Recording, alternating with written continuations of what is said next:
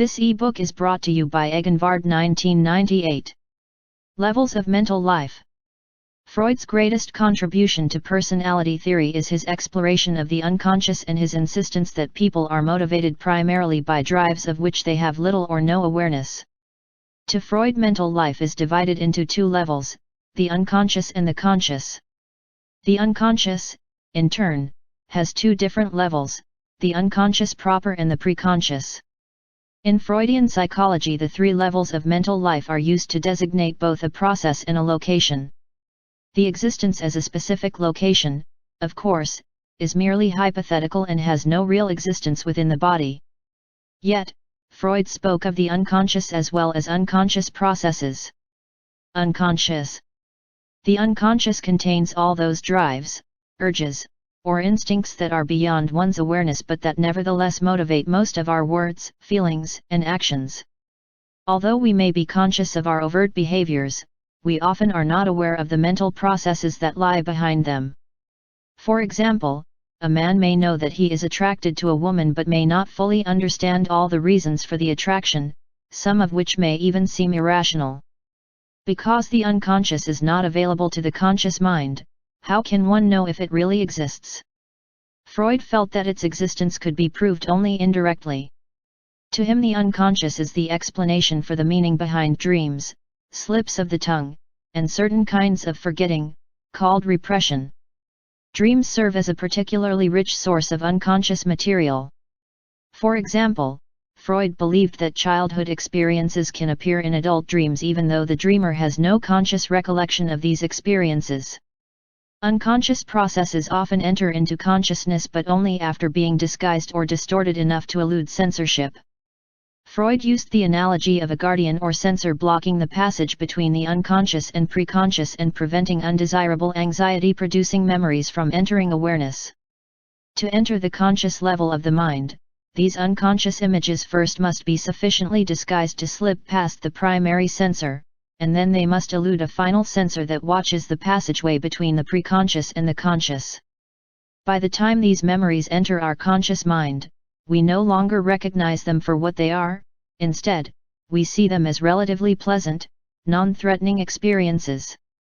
In most cases, these images have strong sexual or aggressive motifs, because childhood sexual and aggressive behaviors are frequently punished or suppressed. Punishment and suppression often create feelings of anxiety, and the anxiety in turn stimulates repression, that is, the forcing of unwanted, anxiety-ridden experiences into the unconscious as a defense against the pain of that anxiety. Not all unconscious processes, however, spring from repression of childhood events. Freud believed that a portion of our unconscious originates from the experiences of our early ancestors that have been passed on to us through hundreds of generations of repetition. He called these inherited unconscious images or phylogenetic endowment. Freud's notion of phylogenetic endowment is quite similar to Carl Jung's idea of a collective unconscious. However, one important difference exists between the two concepts. Whereas Jung placed primary emphasis on the collective unconscious, Freud relied on the notion of inherited dispositions only as a last resort. That is, when explanations built on individual experiences were not adequate, Freud would turn to the idea of collectively inherited experiences to fill in the gaps left by individual experiences. Later we will see that Freud used the concept of phylogenetic endowment to explain several important concepts, such as the Oedipus complex and castration anxiety. Unconscious drives may appear in consciousness, but only after undergoing certain transformations. A person may express either erotic or hostile urges, for example, by teasing or joking with another person. The original drive, sex or aggression, is thus disguised and hidden from the conscious minds of both persons. The unconscious of the first person, however, has directly influenced the unconscious of the second. Both people gain some satisfaction of either sexual or aggressive urges. But neither is conscious of the underlying motive behind the teasing or joking. Thus the unconscious mind of one person can communicate with the unconscious of another without either person being aware of the process. Unconscious, of course, does not mean inactive or dormant. Forces in the unconscious constantly strive to become conscious, and many of them succeed, although they may no longer appear in their original form. Unconscious ideas can and do motivate people. For example, a son's hostility toward his father may masquerade itself in the form of ostentatious affection. In an undisguised form, the hostility would create too much anxiety for the son. His unconscious mind, therefore, motivates him to express hostility indirectly through an exaggerated show of love and flattery. Because the disguise must successfully deceive the person, it often takes an opposite form from the original feelings, but it is almost always overblown and is tentatious. This mechanism, called a reaction formation, is discussed later in the section titled Defense Mechanisms. Preconscious. The preconscious level of the mind contains all those elements that are not conscious but can become conscious either quite readily or with some difficulty. The contents of the preconscious come from two sources, the first of which is conscious perception. What a person perceives is conscious for only a transitory period, it quickly passes into the preconscious when the focus of attention shifts to another idea.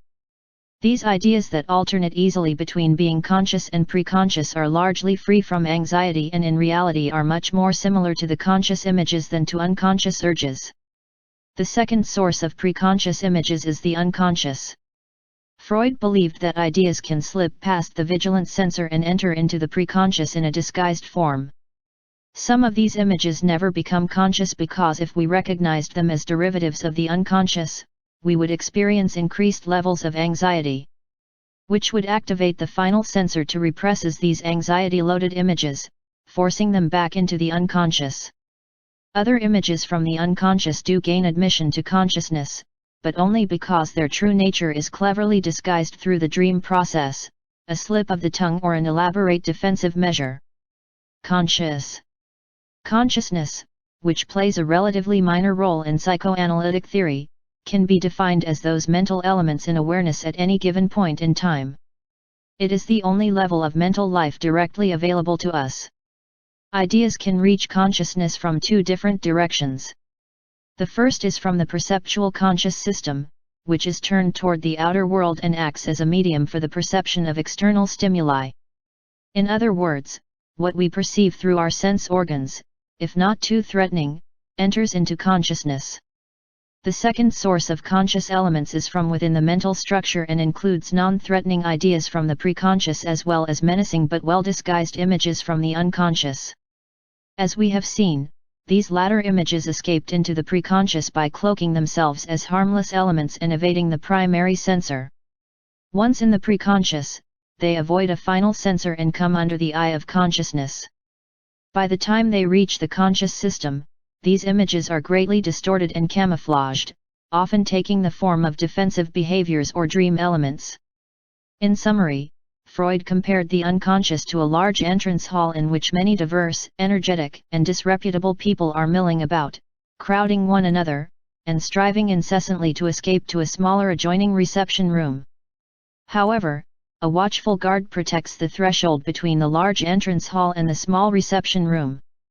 This guard has two methods of preventing undesirables from escaping from the entrance hall: either turn them back at the door or throw out those people who earlier had clandestinely slipped into the reception room. The effect in either case is the same: the menacing, disorderly people are prevented from coming into view of an important guest who is seated at the far end of the reception room behind a screen. The meaning of the analogy is obvious. The people in the entrance hall represent unconscious images. The small reception room is the preconscious and its inhabitants represent preconscious ideas. People in the reception room, preconscious, may or may not come into view of the important guest who, of course, represents the eye of consciousness. The doorkeeper who guards the threshold between the two rooms is the primary censor that prevents unconscious images from becoming preconscious and renders preconscious images unconscious by throwing them back. The screen that guards the important guest is the final censor. And it prevents many, but not all, preconscious elements from reaching consciousness.